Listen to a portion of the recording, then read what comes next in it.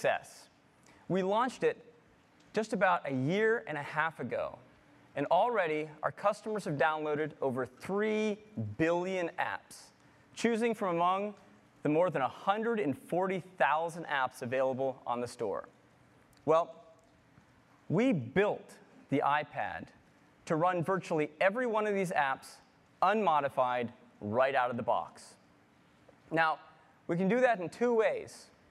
We can run these apps with pixel-for-pixel accuracy black-boxed in the center of the screen. We can also automatically pixel double and run those apps full screen. This is really cool. Let me go ahead and show you how it works. So here I have an iPad. We downloaded a number of apps from the App Store, all unmodified. And let me launch just a couple for you. We'll start with Facebook. Here it is. This is the Facebook that you know and love. It just works. I can tap on a photo. I can flick to a new photo. And now, if you look in the bottom right corner of the screen, there's a button that says 2x. When I tap on it, we automatically scale the application up to full screen.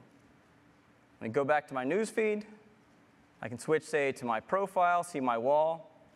It all just works. Now, Facebook uses a lot of text, photos, and some video. But what about an application that really drives the graphics hardware? What about a game? Let me go ahead and launch a game here.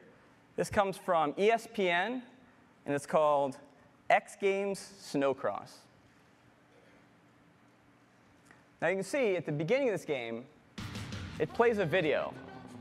The video works great on the iPad.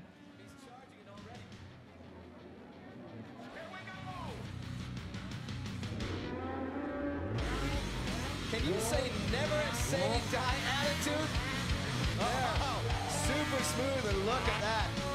Nice, a big extension drive to get down on the inside. All right, let's skip the rest of the video here and get right to the game. So our race, an arcade. Go ahead and choose the default. I will race Breckenridge with Levi, and let's go. So here you can see this is an OpenGL ES game, so it really drives the graphics hardware. And again, this is an unmodified game right off the App Store.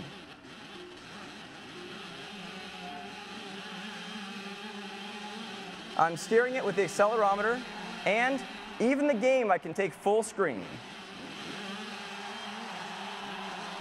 So you can see, hey, some tricks. You can see that even with an OpenGL ES game, very graphically intense, you get tremendous frames. And I have to say, having played some games on here, they're smooth and they're incredibly fun. So there you go. Right out of the App Store, unmodified.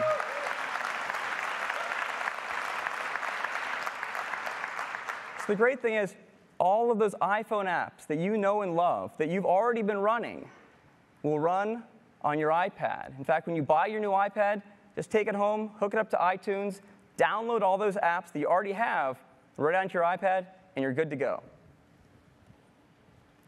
Now, if the developer spends some time modifying their application, they can take full advantage of this large touchscreen display.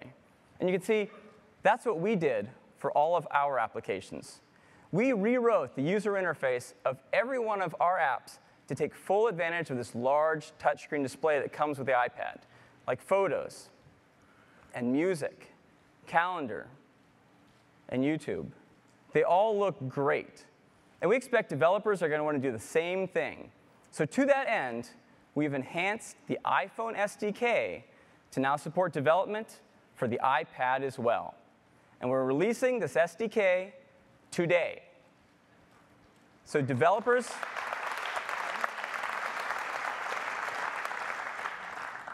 can go to apple.com today and download the SDK and get going. And this SDK even includes an iPad simulator, so you can run your iPad apps right on your Mac as you develop them. You know, we think it's going to be a whole nother gold rush for developers as they build apps for the iPad. And of course, every iPad comes with the App Store loaded up on it. So you have a great distribution channel to get your apps out to all of our customers. Now, we're going to take and highlight and feature all of the apps that are built specifically for the iPad in the store. You'll still be able to get to all of the iPhone apps, but if you create an application specifically for the iPad, we're going to put it front and center. Now, we're really excited about the possibilities for developers on the iPad. And so, just about 2 weeks ago, we invited a few developers to Apple to give them a sneak peek at the iPad and see what they could create in just a couple short weeks. And I'd like to invite a few of them on stage to show you what they've created, starting with Gameloft. Gameloft is one of the largest developers of games for the iPhone and iPod Touch. They have over 60 games on the App Store that have been downloaded more than 55 million times. To show you what they've been able to do in just a couple weeks on the iPad, I'd like to invite up Mark Hickey. Mark. Thank you, Scott. Thank you. Good morning.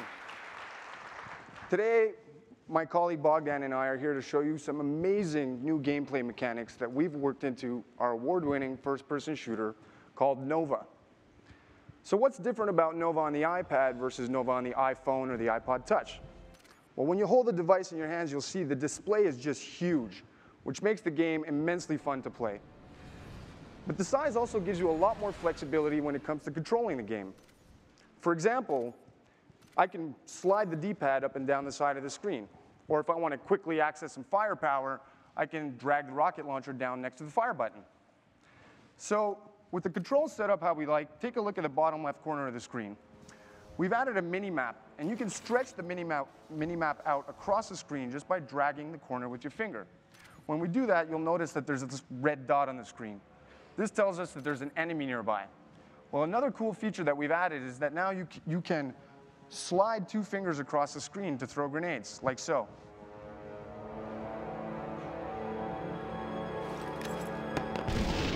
Nice shot. So the iPad gives us the ability to interact with the game world in ways that weren't really possible before.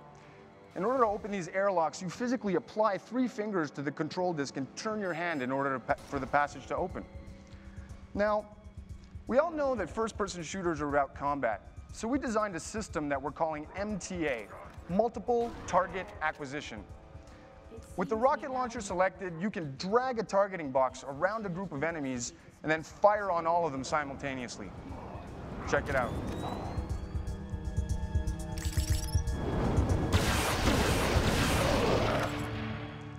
Definitely useful when you're outgunned and outnumbered. Now, this is what we were able to accomplish in just a few short days working with this exciting new hardware. The games look incredible at this higher resolution, and the form factor opens up countless new doors for us in terms of game design. You'll be able to see what else we have in store for you when the iPad version of Nova ships later this year. Thank you very much. Thanks, Mark.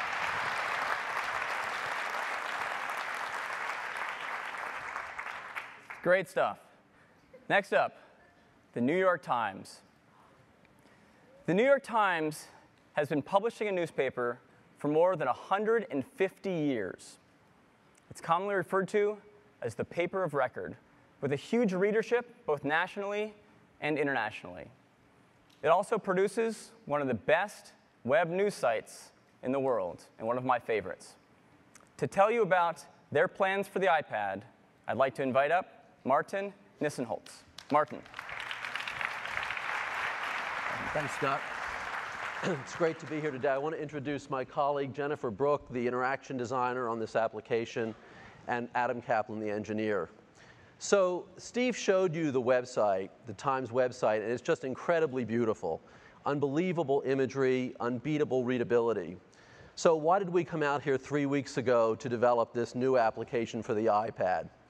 Well, we developed an application for the iPhone that has been downloaded over 3 million times, and we optimized that for that device. And now we want to do the same thing for the iPad, creating something that joins the best of print with the best of digital